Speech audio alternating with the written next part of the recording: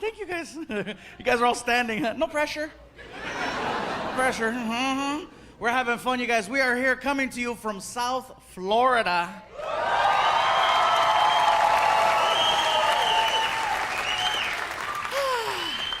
Heck yeah, man. Really close. I got to ask a question since we're here. I just want to know, how many Latinos in the crowd tonight?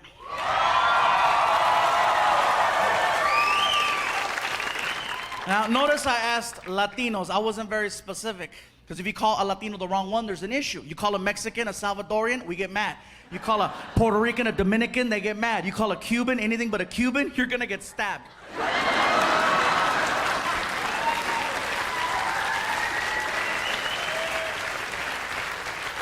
So for everyone here and everyone at home, I have found a way to figure out who's who. It's very easy. All you have to do is listen to the way the person is speaking Spanish. You don't have to understand a single word, just listen to the flow. That'll let you know. For example, Mexicans, when we speak Spanish, we sound high. Seriously, you ask us a question, we drag it out. Hey bro, how's it going? Pues aquí nomás, hombre. Pues tú sabes, güey. You know, Cubans, I found out Cubans, you guys speak Spanish, like everything means something. It's very serious. You ask a Cuban a question, bro, where you going? Al baño, coño, carajo, why you wanna know?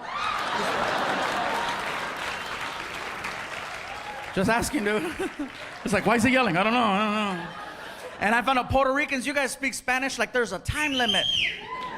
Ask a question, hey bro, what's up? Oh, mírame bro, el otro día estaba con Hitch, me estaba platicando que chacha Benito, yo no sé lo que está pasando aquí, no más por ahí. Dame más gasolina. Just fast. Even Mexicans were like, hey, write that down. Quick. Another way is the beverage. The beverage will let you know who you're dealing with. For example, a Mexican's preferred drink of choice is tequila, okay? A Puerto Rican's preferred drink of choice is either Don Q or Coquito. Right? And a Cuban's preferred drink of choice is coffee. Now let me tell you how I know about this one. So a few years ago, Martina and I were doing a show at the Improv in Miami, and after the show was over, I was talking to Martina. I said, hey bro, I said, we got to try out some of this Cuban food everybody's been talking about. It's our first time here. And so we go outside to catch a cab, and when we got in the car, I figured something out, and that is that Cubans come in every color of the rainbow. Cubans and Puerto Ricans, you go from really, really white all the way to freaking navy black, just hardcore. Wesley Snipes, just dark, scuro. El negro. Hardcore, you know what I mean? I didn't know that there was such a thing as a black Cuban, because we get in the car and we're speaking Spanish, and this guy turns around and he's black and he's like, ¿Dónde quieren ir? Where you wanna go? I'm like, oh my God. It freaked me out. I thought the partition was tinted.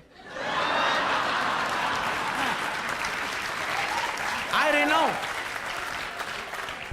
So he's yelling at us, ¿Dónde quiere ir? I'm like, dude, why is he yelling?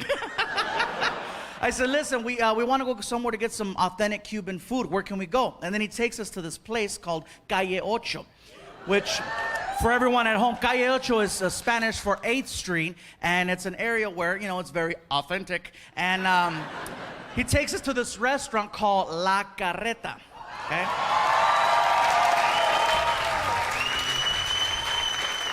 So you can't miss it. There's a restaurant on the corner with a giant wagon wheel in front of it and a huge rooster. I don't know what the rooster does, but look out for him.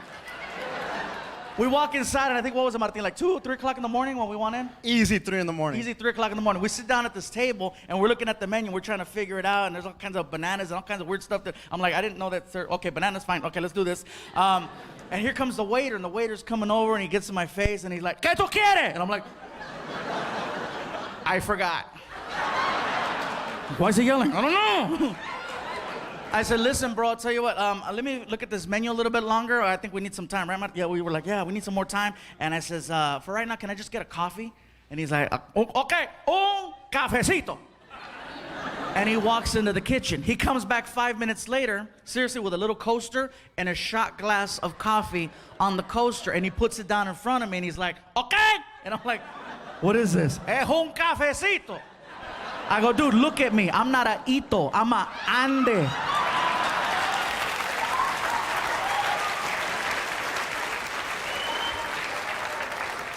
And then I started thinking, maybe he knows who I am. I get the joke. Bring the really big guy, the really little cup. You know what I mean? And I said, bro, what is it? I go, no. Bring me a full-size cup of coffee. Take this back in the... I was frustrated. So the guy's like, okay, and what you want? Okay. So he grabs it, all pissed off, and then he goes in the kitchen and he starts talking trash to one of the cooks. He's like, Manolo, allá afuera un gordo que dije que era cabezote, que no le cabía una problema allá. And then he comes back with a bowl of Cuban coffee, okay? And he puts it down in front of me and he won't leave the table. He's like, okay. And I'm like, okay. Oh, I get it. He wants me to make sure this is what I want, what I want, right? So I pick up the bowl and I take a little sip of it. And when the coffee hit my tongue, I was like, oh my God, this is the most concentrated coffee I've ever had. It was really, really strong. And then it clicked. That's why they bring you a little shot glass of this stuff. So now I don't want to look stupid making him take a bowl of coffee back in the kitchen. So I picked it up to my face again and I drank the whole thing.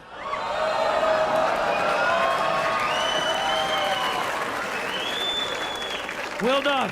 I knew I messed up, bro. I knew I messed up because the waiter looked at me and he's like, vaya con Dios.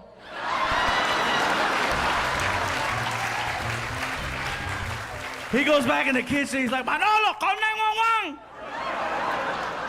10 minutes go by, you guys. I am so wired. That coffee is strong. That is the only way in the world Cubans can make that swim.